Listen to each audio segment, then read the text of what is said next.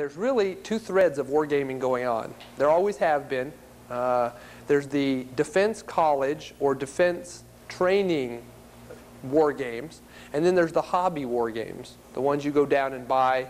You used to go down and buy them at the hobby shop. Now you go down and get them at the electronics boutique at the mall. They're in computer form now. But these two threads are usually independent, but eventually they always cross over. And in 1974, DoD hired Simulation Publication Inc., which was run by Jim Dunnigan, who's a very outspoken member of the wargaming community.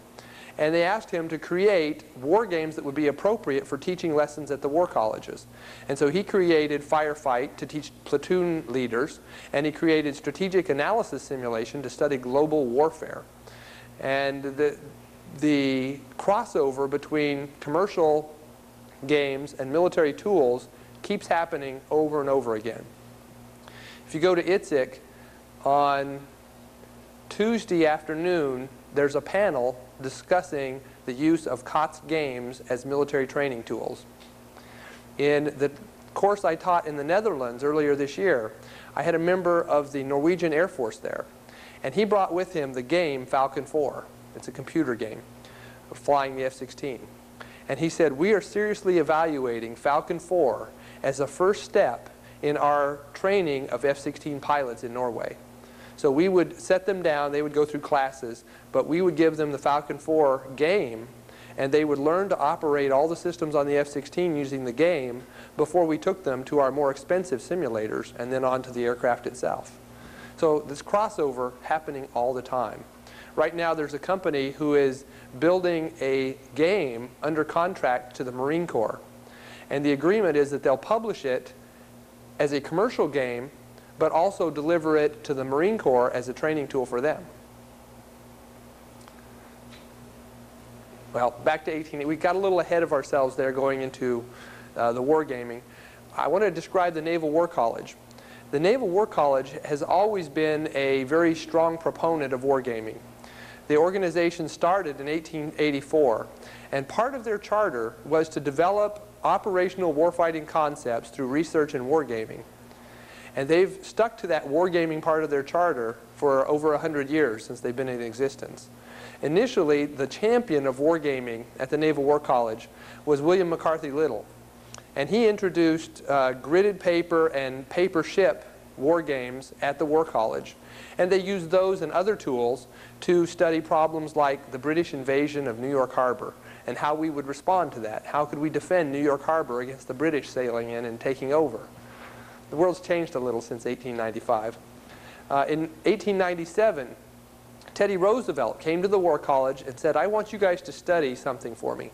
Study what would happen if the Americans and the Japanese got in a fight for control of Hawaii. That was 1897, over 50 years before, under 50 years before the attack on Pearl Harbor, which was similar to that idea. Here are 3 pictures of war games being conducted at the Naval War College. That first picture in 1895 is the war game fighting for control of New York Harbor. By 1947, they have gridded up the floor of a gymnasium in light and dark tiles. And they allow the officers in training to get out there with their fleets, with small ships, and sail about on the open seas, maneuvering battle fleets against each other and attacking the enemy with their ships, and submarines, and aircraft, and mines, and those kind of things, all on this gymnasium floor. So the war games get better and better. Now most of this idea, this gymnasium floor idea, has moved into the computers now. So you don't find many people playing a board war game on an entire gymnasium floor these days. Here's a picture of a computer game at the Naval War College. This is the Naval Wargaming System. Initially, when we created computerized war games, all we did was we took the paper maps and the rules that were published for those maps and converted them directly into the computer. And the computer was exactly the same game as you would play with cardboard icons and paper maps. That's the first thing we did. So when you played out these games, these guys are essentially playing a board war game, only they're using computers. It doesn't take up as much space. You can share it between multiple terminals. Lots of good advantages to this. But after a while, we look at this gaming and we start to say, we can do better than this. We can take this a step further with the power of computers.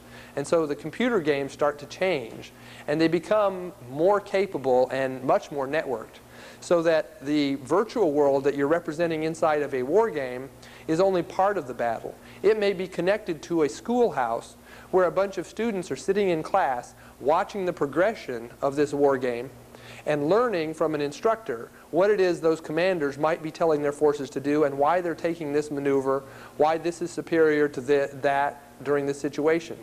It could also be connected to ships at sea. The ships at sea are sailing around on a real mission, but certain people within that ship are part of a war game that's being conducted from shore somewhere. Or you can connect it into command and control centers. So the command and control center, which on Monday is part of the real defense of the United States, on Tuesday gets switched over and becomes a node in a war game. And the information that's flowing into the back of those command and control computers is coming from a simulation, but looks like it's coming from the real world. So you use the same command and control computers, chairs, buildings, rooms that you would use for the real world on your war game. Here's one of the most popular war games out there right now, popular in a military training sense. It's called Janus. Janus allows you to represent the battlefield at different levels of resolution. It's primarily driven by hundreds of probability of kill tables that match weapons to targets, sensors to targets. And you can set those kill tables up so that you can represent the engagement between multiple aggregate units or between multiple individual vehicle level units. That's up to you. You just get to change the icons on the map, and it represents things at a different level. And the PK tables, of course. Now, staff training exercises happen all the time. If you're in the military, you get to attend them all the time, or to some kind of training exercise. They have names like Prairie Warrior, Union Flash. They're conducted at places like the Warrior Preparation Center. And these exercises teach commanders how to make decisions, how to use their assets before they're in a real war, and they actually make that decision and find out it was the bad decision to make. Find out that that was a very lethal thing to do, and if they'd only thought longer or had more information or practiced more, that they wouldn't have made that decision. So instead of not making that decision on the second week of the war, after you've already made it during the first week, you don't make it in the first week, you make it in the simulator. One aspect of staff training exercises I want to point out is a thing called global network news. During Desert Storm, we noticed that the commanders had CNN running in their command posts all the time. They were using it kind of as a form of BDA to tap into how effective were our strikes yesterday. Did we hit our target? Did we accidentally hit a hospital or something? Did we land in bombs in a neighborhood or something? And so they had CNN running all the time. Well, we incorporated that into staff training exercises by creating global network news. And it's a news crew that goes out and simulates an interview with somebody whose house has just been blown up. And our commanders say, oops, we missed the target. We hit the neighborhood next door. Or you simulate an interview with an important world leader and get his reaction to what we're doing. So the ways in which we used our weapons may not be acceptable to the world views at that time. We'll say, okay, well, don't do that tomorrow. So GNN now plays in many of the command centers during a simulation. This is an evolution chart, just like a family tree. The simulations that we play with today are usually found in that Joint Training Confederation bar there in the center. That's the systems that are networked together that conduct staff level training. Those systems didn't just get born one day by some geniuses at a keyboard. Those systems started evolving in the 70s. And the algorithms and sometimes the software, and sadly even sometimes the hardware, that was used in the 70s is still being used today. Those simulations have grown and grown, kind of like I described Carmanet growing. We built a simulation that did something we understood how to do, and then we added more and added more and added more. It gets kind of convoluted when you do it that way, but that's how these systems have evolved over time. Now the bar at the bottom, labeled Joint Simulation System, is the next generation that's going to replace those. And we're building right now the simulation systems that are going to replace what you see in the Joint Training Confederation. Kind of a family tree from the 70s to the 1999, 2002 era. Here's one of our most famous children in the wargaming community. It's ModSAF. ModSAF is often viewed as a virtual simulation. Wrong. It's not. It's a wargame.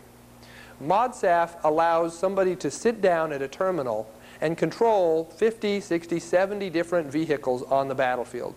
To do so from a 2D map perspective, to think about what's happening to those vehicles on the battlefield, not to himself. ModSAF is a war game. However, out of the back of ModSAF comes a stream of data that stimulates virtual level simulators. ModSAF adds information to your wargame interface that allows you to generate virtual reality level virtual worlds, virtual vehicles, virtual behaviors, so that people sitting in tanks can roll up on a unit being controlled by ModSAF, and it will act like there's a real crew in there operating the individual vehicle. It will act like an opposing virtual simulator. That's ModSAF's goal. That's one of the reasons it's been so successful. It kind of bridges both worlds. It can help the virtual world. It can help the wargaming world. It also helps a lot of research projects. It helps a lot of analytical projects. ModSAF is probably the most widely used constructive level wargame out there. And it's almost never called a constructive level wargame. It's not strictly constructive in that sense. Constructive means you use an aggregate unit. This is using vehicular units. So it's still a wargame though. And we're getting near the end here. I wanted to describe virtual sand tables. Sand tables emerged centuries ago. They are still used in the command centers in Pakistan.